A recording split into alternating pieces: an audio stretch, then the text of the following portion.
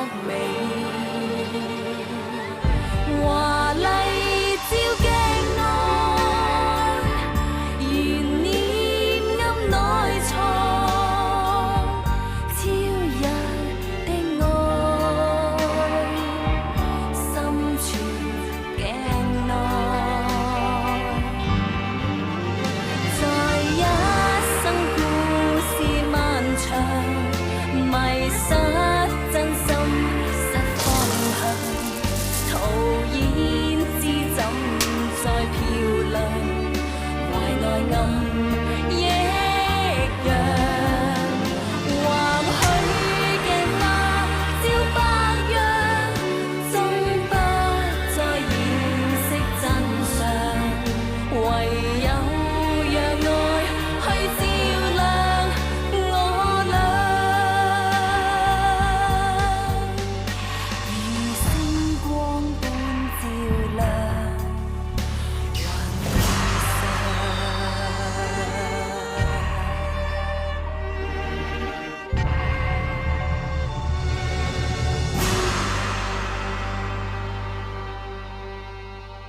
爹，原來你喺書房做緊嘢，咁夜仲未瞓啊？都瞓唔着。爹啊，仲為單官司煩緊啊！究竟要賠幾多錢啊？係咪真係冇得打？唉，賠償事小，聲譽事大。如果鬧上法庭，對我哋鏡花同嘅聲譽有好大嘅影響嘅。如果唔係，我都唔使咁傷腦筋啦。一日都係槍啦，如果佢傾好啲，就唔會搞成咁。爹啊，飲杯茶先啦。要怪就怪有意。如果唔係佢，點會惹出咁多事嚟咧？咁多個仔女，最聰明嘅就係佢，最令我擔心嘅又係佢啊！爹啊，你放心啦，二哥會識諗噶啦。忙就咁忙啦。哎呀！爹啊，你膊頭痛啊？幫我同你揼下。好啊。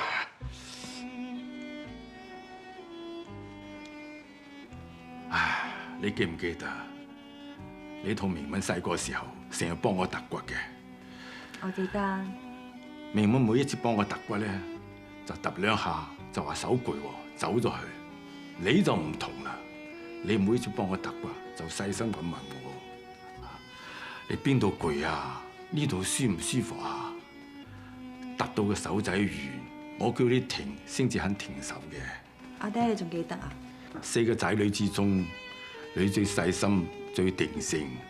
如果你係個男仔出鋪頭幫我手嘅話，你嘅成就唔會比有成差嘅。你攰唔攰啊？攰手定手啊？唔攰啊，阿爹。阿爹啊，咁多年嚟，你對我嘅養育之恩，令我嘅生活無憂。就算我揼多幾下，算係乜嘢啊？父母養仔女係天經地義事嚟嘅。養自己仔女就天經地義。爹啊，總之有我一日喺度，我都會盡心盡意咁孝順你㗎。做咩啊？突然間買口乖，唔似你喎。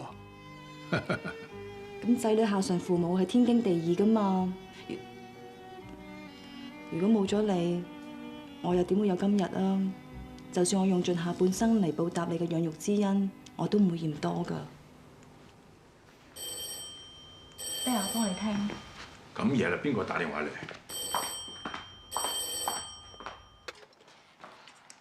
喂，係。你邊揾佢啊？哦，請等等啊，係林維本。老周啊，其實為咗同你哋鏡花堂嘅事，我自己都好煩。商場上面嘅爭拗係難免嘅，呢啲事有法庭嚟判決咯。其實呢件事我自己都好煩，多無數咩？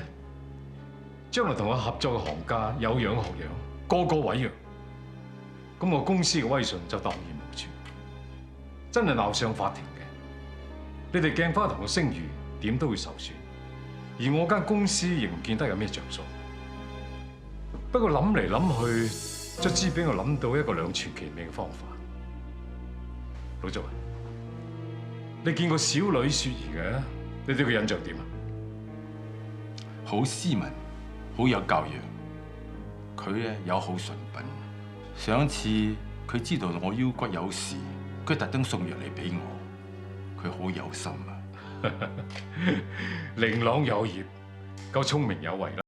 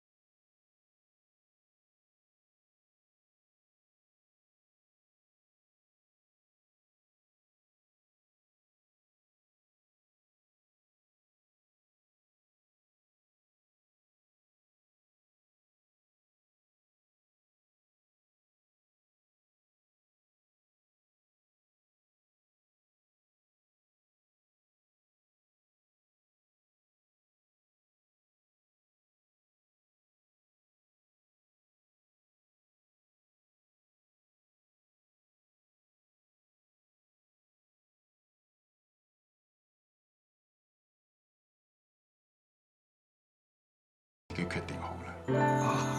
啱嘅，啱嘅。黑霸王，你食飽咗啦，有人記得打低林世文隻威龍啊，知唔知啊？聽唔聽到啊？喂，我哋贏咗佢，等佢唔使廿文廿武嘛。爹，有嘢啊！你已經唞咗一排啦，你打算幾時翻鋪頭啊？我想休息多陣啊。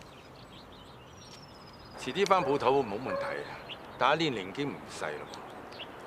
你有咩打算啊？咩打算啊？同你差唔多年紀嘅親戚朋友，個個都結咗婚生埋仔，你都係時候定落嚟啦。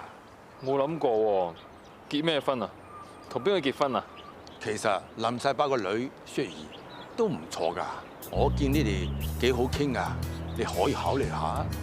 爹啊，你知唔知你個仔同好多女仔都好好傾㗎？佢嗰個傾就一齊嘅話，咁你個仔咪娶到老婆？又唔係即刻娶，交往下聯下感情，幾唔閒啫。啊得㗎啦，爹，總之有時間咪聯絡下咯。阿爹啊，我出去先啊。二哥，今日翻嚟食飯啦？唔咯，我今日約咗朋友去玩啊。有嘢，有嘢。算啦，有機會我會勸下二哥噶啦。婚姻大事呢啲嘢唔急得嚟嘅。其實羅迷本約你，唔通就係佢想同我哋結成親家。如果有嘢真係可以娶到蕭兒，咁我信佢都會定性落嚟嘅。可惜睇嚟我冇呢個福分，可以有呢個新抱啊！自從有成走咗之後，睇住有嘢慢慢生性化，但係估唔到佢為咗個女人，又打回原形，變翻吊兒郎當。你叫我點啊？爹啊，兒孫自有兒孫福，唔好擔心咁多啦，身子緊要啊！有成又係咁，有嘢又係咁，點解我兩個仔都係為咗個女人變晒啊？唔通都係整定嘅咩？爹，你點啊？爹啊，芳姐，阿田嚟緊噶啦，仲有友邦咧，見完個客就趕嚟噶啦。冇咩事，唔使個個趕過嚟啊！爹，你點啊爹？你冇事嘛？醫生話阿爹一邊手麻痹，有腦出血現象。咁嚴重咩？好彩發現得早，而家應該冇乜大礙，但係唔可以再受刺激，萬一爆血管就會大問題噶啦。爹，唉，無端端喺花園又會咁嘅，係咪有人激親呢？嚇？對唔住啊爹。可能呢輪官司嘅事件太粗魯啦。醫生話休息唔夠咧，會影響身體㗎。姐夫話你休息多啲啦，生意嘅嘢你少操勞啊，咪留翻啲後生去理咯。二哥啊，你覺得呢幾年阿爹嘅身體越嚟越差？都係因為我冇順阿爹意，所以激親佢。都未必完全為你嘅，仲有鏡花堂嘅官司咧。其實阿爹嘅壓力真係好大㗎。但單官司咪又因為我而起。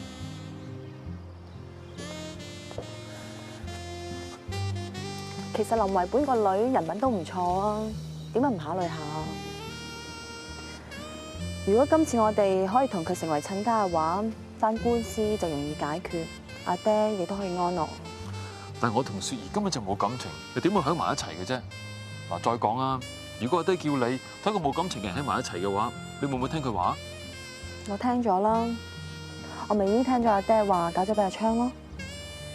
咁而家咪幾好，阿昌脾氣又好，又肯遷就我，大家都可以相敬如賓。我唔係唔想孝順阿爹啊，但係都冇理由用終身幸福孝順佢噶嘛。你由細到大啊，阿爹咩都就晒你。你冇興趣做生意，阿爹就任得你。你想外國見識下，阿爹就俾埋使費你去周遊列國。以前啊都有大哥喺度啊，而家剩翻你一個咋？你都仲係咁吊兒郎當，咩都唔上心。你嗰次俾人綁架，阿爹就到處為你張羅，到而家你唔開心啦，終日遊手好閒，阿爹都冇出過半句聲嚟鬧你啊！上次你一時意氣，將啲香水掟晒落海，搞到鏡花堂變相毀約，林維本要發律師信嚟告我哋。阿爹都一個人撐住咋？你做錯過嘅事，阿爹要為你善後。而家阿爹身體唔好啦，仲要日夜為你操心，但你就三番四次咁俾麻煩佢，你自己感覺又點啊？其實今次係林維本開到口，想你兩個拉埋㗎。阿爹只係關心你，向你提出。佢知道你唔願同雪兒一齊，佢都冇逼你。阿爹樣樣為你設想，咁你呢？咁多年嚟，你為阿爹做過啲乜嘢啊？呢幾年嚟，阿爹嘅身體一年咁比一年差，佢年紀都咁大咯，仲可以指望啲乜嘢啊？咪就係望可以快啲娶新抱，可以快啲抱孫，仲想佢唯一一粒仔生性咯。呢啲只不過係每一個為人父母嘅基本希望。阿爹而家淨係剩翻你一個仔咋？你有冇諗過喺屋企盡翻啲力啦？你口口聲聲話孝順佢，咁你孝順過佢啲乜嘢啊？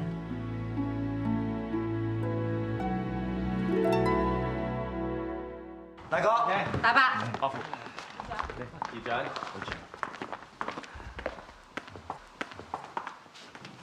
大哥啊，休養咗幾日，精神好咗好多鋪頭冇咩啊嘛？喎。冇咩啊？大哥你啱啱出院，休息多啲，唔好咁勞心。係羅伯父，公司有我哋睇住，放心。不過阿爹遲啲都有排忙啊，冇咁快可以翻鋪頭睇住啲嘢啊。點解啊？我要結婚，而家結婚啊？同邊個結婚啊？我同林維本個女林雪兒結婚。有業啊？爹啊，我決定咗㗎啦，我都咁大個仔咯，都係時候結婚㗎啦。二哥，二哥啊，你真係唔聲唔聲，嚇人一驚啊！係咯，點解咁突然嘅？係林維本自己提出嚟嘅，佢話想見官司和氣收場喎。咁我都覺得雪兒好適合我，所以咪應承咗咯。有業啊，終身大事唔係講玩嘅，你真係要考慮清楚。官司可以和氣解決，雖然係好事，但係最重要嘅係你真係覺得雪兒係適合你嘅。爹啊，你都講㗎啦，娶妻求淑女，你話雪兒係個好女仔嚟㗎嘛，更何況感情嘅嘢，可以慢慢培養嘅。咁啊係啊！我同明慧結婚嗰陣時啊，都唔係見好多次面啫嘛，但係而家咪幾好啊！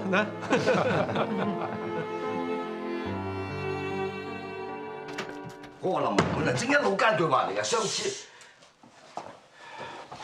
次同佢夾埋，幫我攞到30分鐘，而家一個屈尾十啫嘛，就係同大哥提出政治婚姻，即係擺明係企翻喺大哥嗰邊，調翻轉頭插我一刀啫，當我鍾永婷係咩啊？福頭啊，任佢擺佈㗎！哎呀，你唔好咁勞氣啦！佢而家擺明咧，將個女係做踏腳石，揾機會咧食埋鏡花堂，然後一腳踢開你咯。賣個女入嚟就想攞鏡花堂，想創佢啊！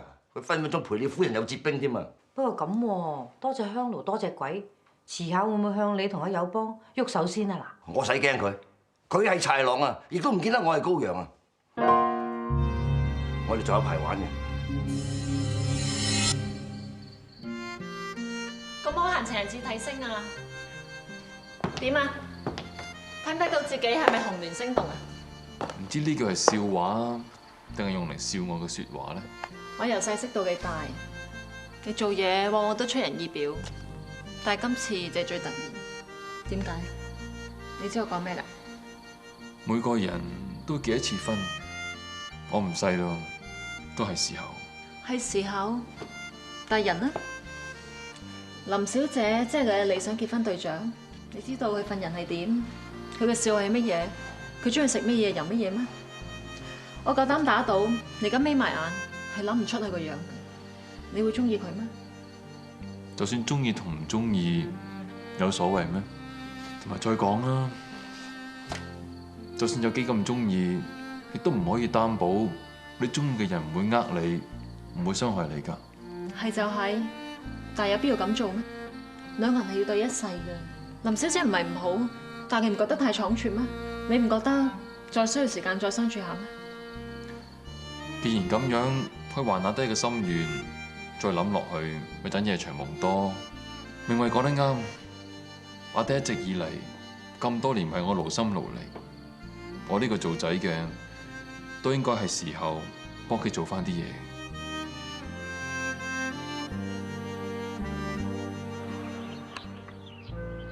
我哋兩父子幾耐冇捉棋啦？都有4、5年啦。以前阿爹淨係同大哥捉棋，唔同我捉，因為嫌我諗得耐啊嘛。你個棋藝唔差嘅，只不過一着棋就詐低黑眼瞓，等我唔揾你着啫。乜原來阿爹知㗎？咁我今次咪用唔到呢招咯。你自細就詭計多端，成日扮鬼扮馬，點到你大哥氹氹轉。嗰時我幾驚你長大後學壞咗。咁壞嘅教唔好，好嘅教唔壞啊嘛。你冇做過人父母，梗係唔知做父母嘅憂心。等咗咁多年，終於等到你結婚安定落嚟，你呢個重擔，我終於可以放開啦。放心啦，爹，我唔會再令你失望㗎啦。我都老啦，應該開始諗退休㗎啦。有機會真係應該喺屋企弄孫為樂，安享晚年啊！見阿爹咁開心，睇嚟我呢步應該冇行錯啦。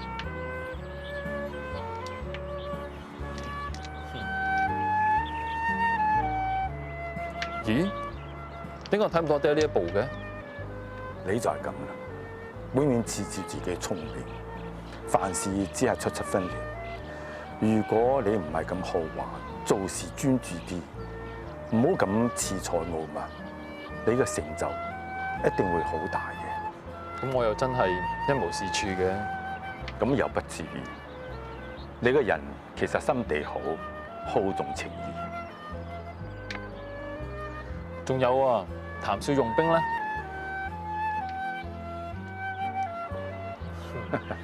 不過你嘅棋藝唔得精湛啫。哎呀！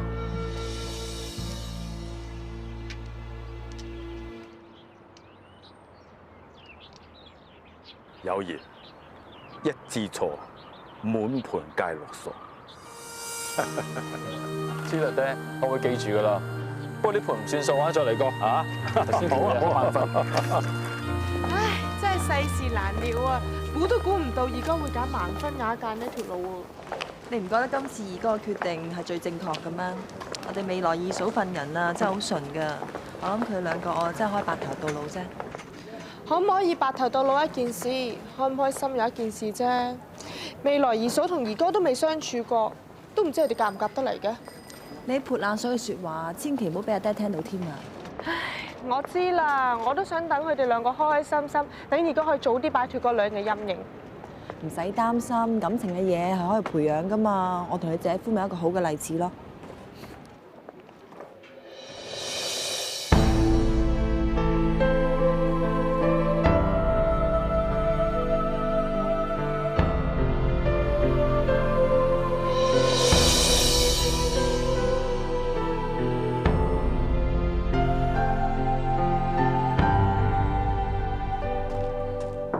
三小姐，你揾我咩事啊？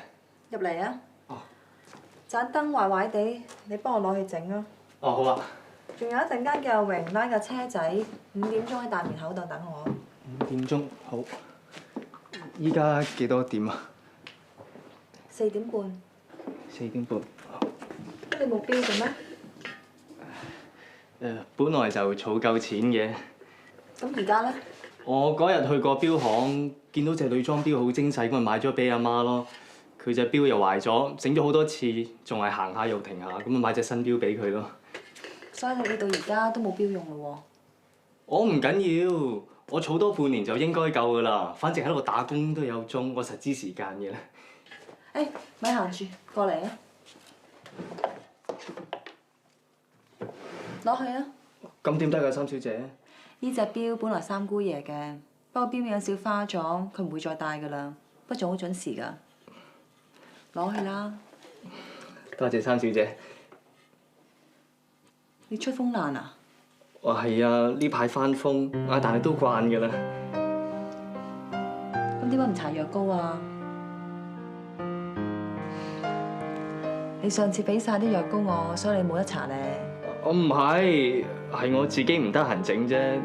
不過我皮粗肉厚，我都慣㗎啦，好快好㗎啦。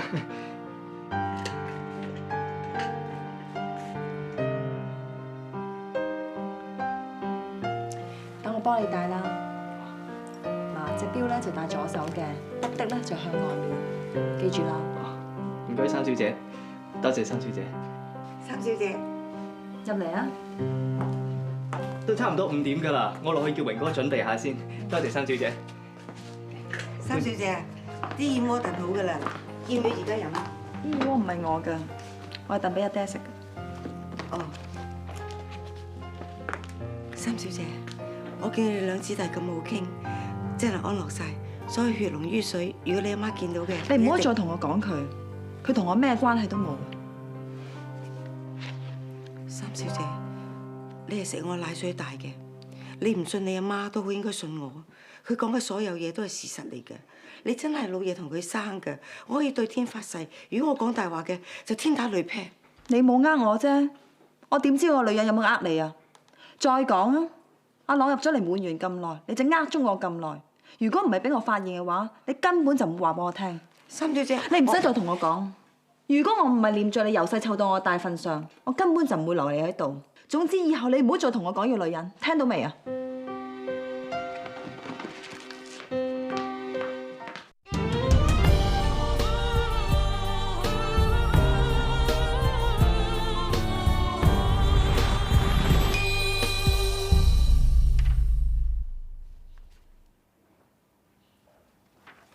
唉，你日又織夜又織，你隻手唔停攰嘅咩嚇？我諗住幫美婷織定啲冷衫，橫掂我喺間屋度都無所事事嘅。咁又係，話唔定遲啲咧，唔止美婷嗰啲衫要你織啊，連你自己啲衫都要織埋添噃。你咁都唔明啊？遲下有業咪要娶老婆嘅？個林小姐啊嘛，老爺同明慧對佢都讚不絕口嘅，聽講人品唔錯喎。人品唔錯，家底仲唔錯啊！人哋一出世咧含住銀鎖匙嘅，個樣又生得唔錯，都所謂萬千寵愛啦。仲有啊，佢阿爹同我哋大伯成日有生意來往噶噃，好似話鏡花堂今次有官司，全靠娶呢個女仔嚟和親噶。唉，人哋又後生又有錢，後台又夠厚噃。你話個人囂張先奇啊！遲下同我哋生得一男半女啊，的子的孫。唉，到時明慧啊，將呢個當家讓俾佢做都唔奇添。仲有啊，我同你啊，食粥食飯都要睇佢。你喺度講乜嘢啊？大伯，老爺，二嫂，你話食粥食飯要睇邊個面口話？大家數一號，未來而家數一號。我俾佢哋入到呢個門，就係我新抱。無論有錢冇錢，我都會一視同仁啊，無分彼此噶。係咯，姐夫份人向來都好公道㗎。我係咪好虧待你啊？梗係唔係啦，大伯。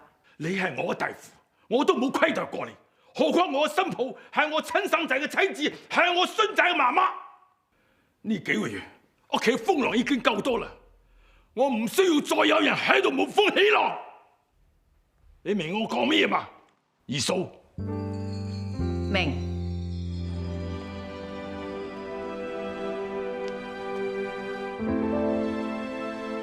裴師傅，鍾義超，你嚟咗啊？等我介紹你識啊！呢個我未婚妻林小姐。林小姐你好，你好。呢間鋪頭咧雖然細啲，但係裴師傅嘅手工非常之好㗎。我爹幫襯咗佢幾十年㗎啦。義超你真係客氣。阿裴師傅啊，我需要2件襯色嘅衫，用嚟結婚着㗎。哦，你嘅尺碼我有㗎啦。林小姐你，我幫你度一度啊。等我嚟啊！義超，呢個係我個仔啊，立志啊。阿雪兒啊，呢位係裴師傅個仔，佢得到裴師傅嘅真傳，應該青出於藍嘅。你真係客氣啲啊！係啦，阿立志啊，阿林小姐佢要做旗袍嘅，先嗰日咪拎咗一批新貨過嚟咧，我入去攞啲布料俾林小姐揀下。林小姐做嘅衫係用嚟結婚着㗎，放心啦，我一定會落足心機做，包保林小姐成為祝太嗰日，一定係最靚、最幸福。阿雪兒啊，你係咪唔舒服啊？由今朝開始，我見你神不守舍嘅。冇，有啲頭痛啫，頭一陣冇事噶啦。係咧，咁你件旗袍想要咩色啊？是但啦，冇所謂啊。咁不如我幫你揀啦。嗯。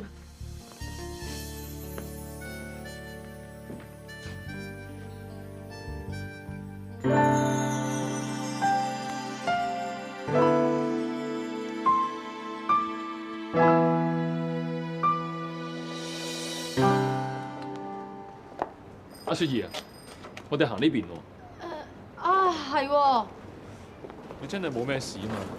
我見你成朝都神不守舍咁嘅。我真係冇事啊。不如我同你飲下午茶啊。都係唔好啦，我約咗個同學做姊妹啊，傾關於我哋婚禮嘅事。我送你啊。唔使啦，佢住喺山邊嗰度㗎，啲路好窄，你架車入唔到㗎。咁不如我幫你叫架車仔啊。唔使啦，我喺嗰邊自己截得㗎啦。再見。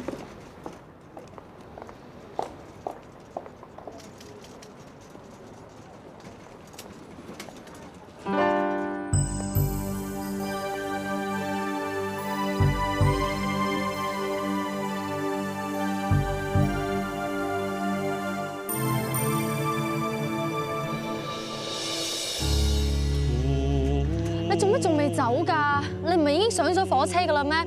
俾阿爹知道咗就唔得了㗎啦！一日唔講清楚，我係唔會走㗎。你跟我嚟。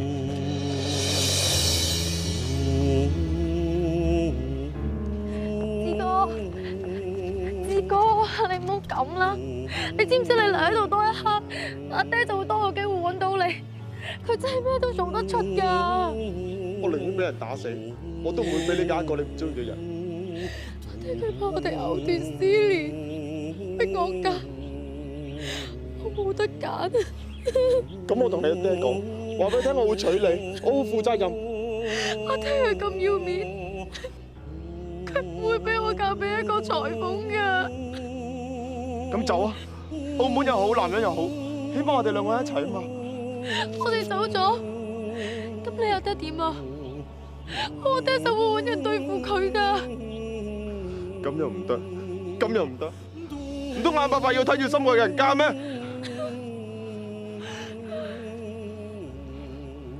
咁不如死啦！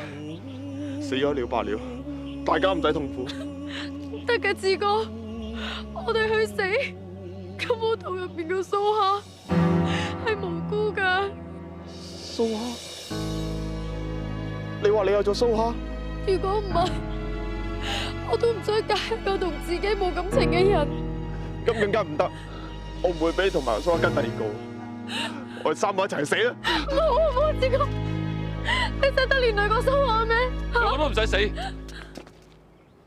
葉哥，我幫你同你阿爹講，叫佢俾你哋結婚。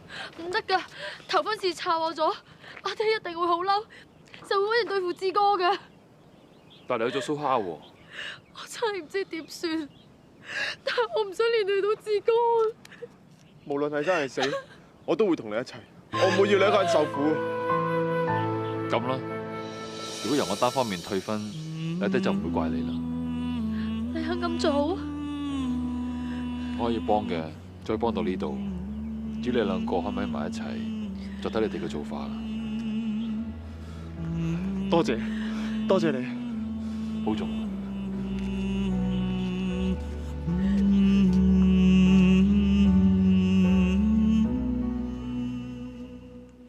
乳豬全體，雞包翅。咦，二哥，表哥，你睇下婚宴嘅菜單，中唔中意啊？你睇邊一個花球嘅襯你架花車靚啲？我諗唔使再睇啦。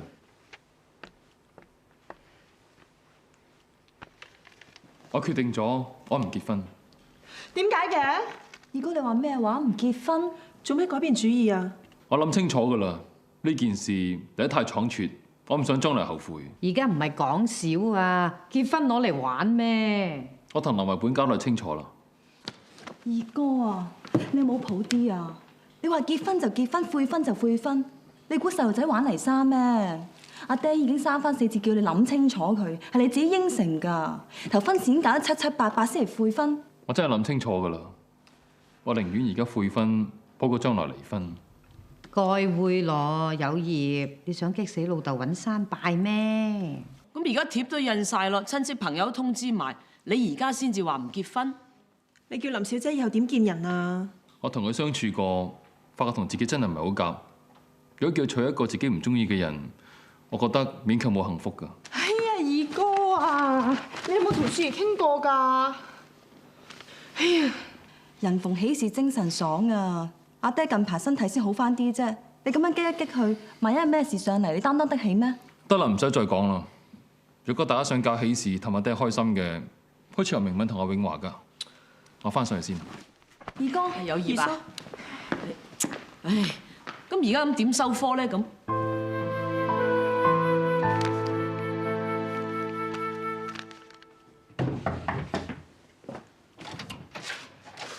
二表哥，有道理嚟教訓我啊！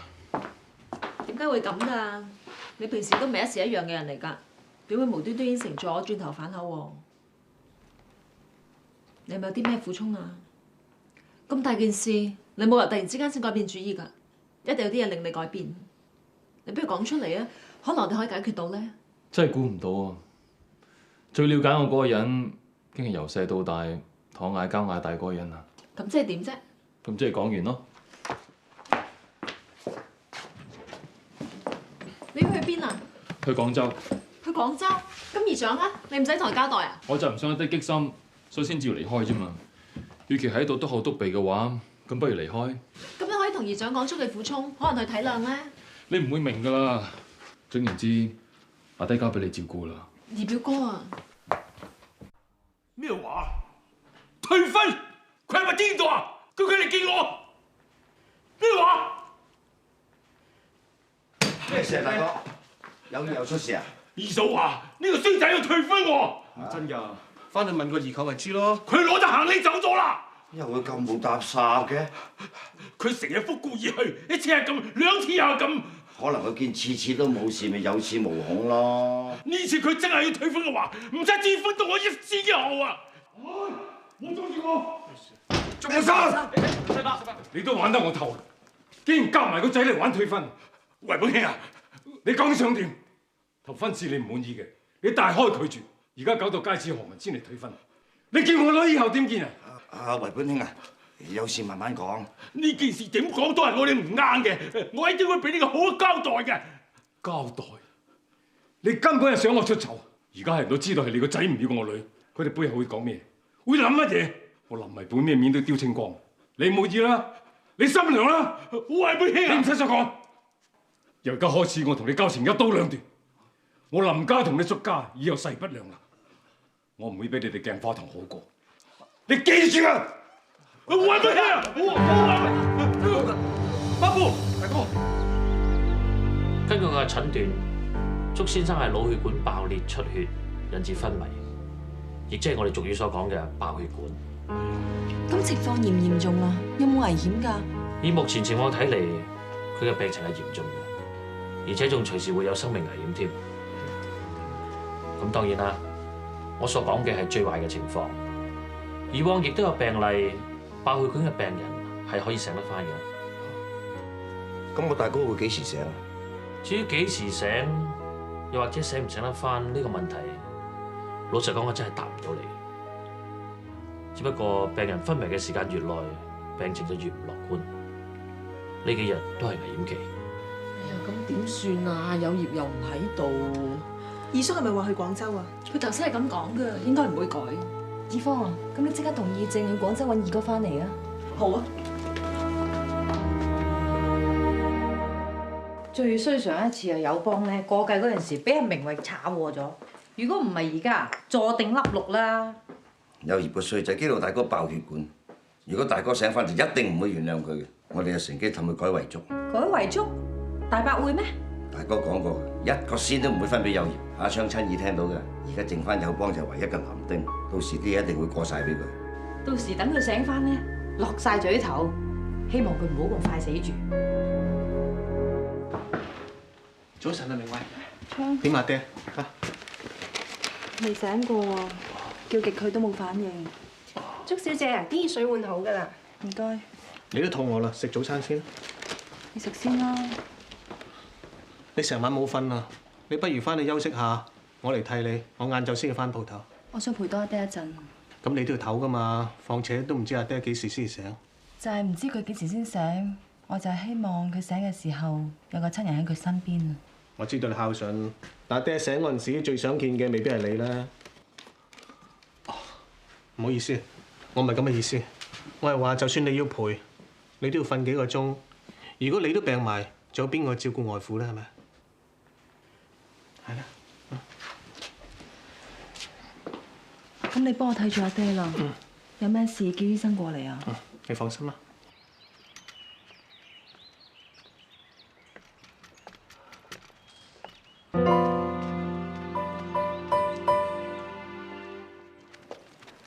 哎呀，對唔住，唔好意思嚇。你嚟呢度做乜嘢啊？阿朗話俾我知話山哥病咗，所以我諗住探下佢啫嘛。你明知我嚟探阿爹，你哋特登走嚟呢度引我注意，係想俾我知道你對阿爹有幾好啫嘛。唔係啊，我淨係出嚟探下佢㗎咋。你唔好再喺度做戲啦。你誤會啦，我真係想見下山哥㗎咋。我見佢一面我就走，我求下你俾我見下佢啦。俾阿爹見你，你唔見佢未夠病啊？你明知阿爹最憎見到你，你係咪嚟攞景啊？你係咪想嚟提醒下佢，你當年點樣呃佢感情，呃佢啲錢啊？你係咪想提醒下佢咁多年嚟幫人養咗個便宜女啊？唔係啊，我完全唔係咁嘅意思㗎。咁多年嚟，我同阿爹生活得好平靜，點解你硬係要出現騷擾我哋嘅生活咧？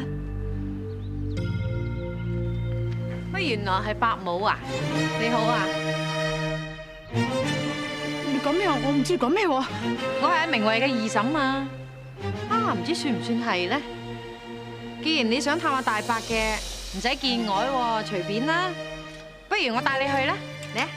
我帶你去啊！我唔識佢嘅，我同佢咩關係都冇，我咩都唔係，我咩都唔係啊！喂，你係明慧個媽嚟嘅噃。哎呀，親生女都唔認，又會咁絕情嘅，真係陰公咯。三小姐啱啦，不如趁熱飲咗杯參茶。擠低啦。係。二奶奶，你係咪喺醫院探老爺嘅咩？咁快翻嚟嘅？我係咪好多嘢要同你交代啊？不過有人就好多嘢要同我哋交代啦。三小姐啊，姑爺知道你捱咗成晚嘢，所以特登吩咐我哋嗰杯參茶㗎。二奶奶啊，使唔使斟杯茶過嚟啊？唔使啦。係。啊，歡姐啊，叫廚房煲定啲瑤柱白粥，等老爺醒翻都得食啊嘛。知道，三小姐。你飲咗我杯參茶喎。係你嘅咩？乜呢度有嘢係你嘅咩？我睇唔到噃。咩事啊？三小姐啊，盞單我幫你整翻好噶啦，已經安翻喺間房度。